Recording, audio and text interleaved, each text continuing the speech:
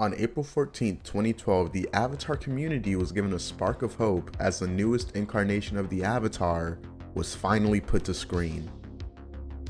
When I first think back on the excitement I felt the first time I had heard of The Legend of Korra, a sequel to quite possibly my favorite show at the time, I remember thinking of the philosophical journey Korra would have to go through, the intense and very well executed fights that we were about to see, which we did.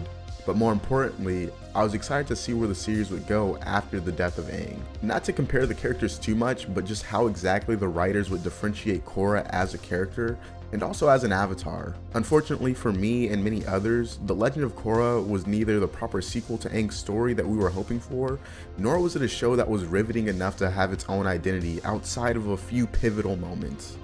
The Legend of Korra is not an Avatar sequel, and here's why. I think it's important for me to say that this isn't going to be my typical analytical video essay, but more of an opinion piece on the odd writing choices that plague this series, and also how it's affected the wider community. I honestly don't care enough about The Legend of Korra to make a super extensive video covering every plot point or character made throughout the course of the show, which is exactly why this is more of an opinion piece and something not to be taken too seriously outside of just me being a disgruntled fan. With that said, I feel as though the intentions of the Legend of Korra writers weren't exactly clear as the series progressed. With Aang, or Aang, as the live action movie opted for, there was a clear and definitive goal for his character from episode 1 onward. I don't quite know the production cycle for The Legend of Korra, but even as I was watching it, and mostly enjoying it on my first watch through, the indecisive nature of the show and characters didn't mesh well with what I thought the series should have been, given the foundation Avatar: The Last Airbender had laid for it. Instead, we get weird love triangles and an excess of world building that completely undermines the great lore that was established and alluded to in the first series. This part of the video is kind of a touchy subject, not because it's a difficult thing for me to talk about, but because people will assuredly take this part of the video in the worst way possible. Okay, so I believe that the Korra-Sami relationship was very poorly executed, and although it isn't a big deal that they were in fact in a relationship, it does bother me that the writers decided to implement a relationship that couldn't get the coverage it needed due to studio involvement. It's simple. Don't try to write something that you can't feasibly showcase to the best of your ability, especially if it's going to have some significant cultural impact. This was honestly a relationship that could have been so iconic had it not been under the boot of bad character writing and a fearful studio. A lot of people blame Nickelodeon for being inherently homophobic, for not allowing the writers complete creative control in this aspect, but you also have to acknowledge that as a kids network, regardless of what they may or may not have wanted to show, having a mob of angry parents beating down their doors for showing a bisexual relationship in 2014 is likely not a problem that they wanted to deal with as a studio, which led to the writing team sneaking in these half-baked character moments that really don't showcase any sort of foundation for a basic friendship, let alone the amazing and empowering relationship that we should have gotten. I constantly hear people in the community saying, you don't understand the relationship because you're not gay or bi, and to that I call bullshit.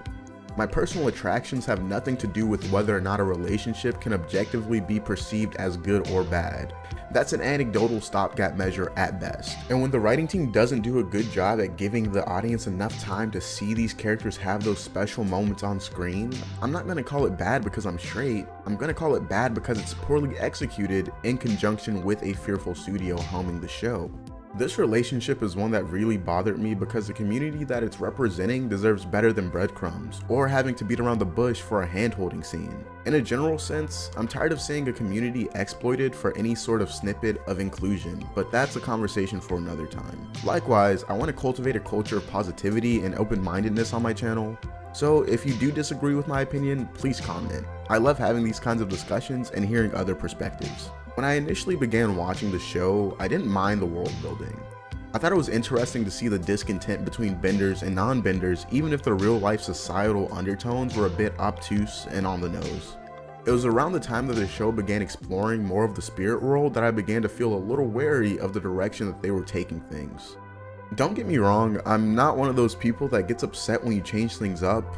I don't care if someone makes Clark Kent Asian in their retelling of the Superman story, as long as the representation lends to good storytelling. Also with things like that, for me, it is largely circumstantial. However, by the time the arc was finished and we learned the origins of bending via the Avatar wand flashbacks, which were pretty dope all things considered, I kinda knew things were getting ready to change with the Avatar meta, I just didn't know what exactly. For those of you who don't know, The Legend of Korra establishes a definitive good and bad Avatar spirit, Rava and Vatu, who apparently I had been calling Vati up to this point, both of which in this cliche good versus evil battle that continues with each reincarnation of Wan and the subsequent avatars. We get a big kaiju fight between Korra, Ramu, and Vati, and later on in the series, Korra ends up severing her link with the past avatars, but not only that, she permanently damages the avatar spirit. So now each avatar after her loses the ability to speak with their past lives. Whack. I've been writing creatively for years now. I'm not amazing, but I at least understand that if your explanation for something in your story is worse than what the readers imagined, scrap it. I thought the concept of the Avatar was so much cooler before it became this cosmic good versus evil chosen one thing that they try to establish. I think the Avatar works the best as a natural phenomenon that just occurs in the world. You don't always need to know the origins of something, especially as powerful as an Avatar, because now you have to create an explanation of their origin that's better than whatever the fans would have imagined. In conclusion, as much as the fight scene choreography, amazing music, and Jinora may carry the show, I simply think it was a few years too early, and because of that, it feels incomplete and very unnecessary with a lot of its broader character concepts and world building. I wish the romance could have been done a lot better and given the same amount of attention as the comics. There are tons of Korrasami moments I would have loved to see on screen rather than being told, hey, these two are great friends now. With all this being said, I still love the things it does well, I still love what the original series gave me in terms of guidance and perspective, and hopefully Studio Avatar can give us a Korra story we never got and a proper sequel to the greatest show of all time. Thank you guys for watching, and I'll see you in the next one.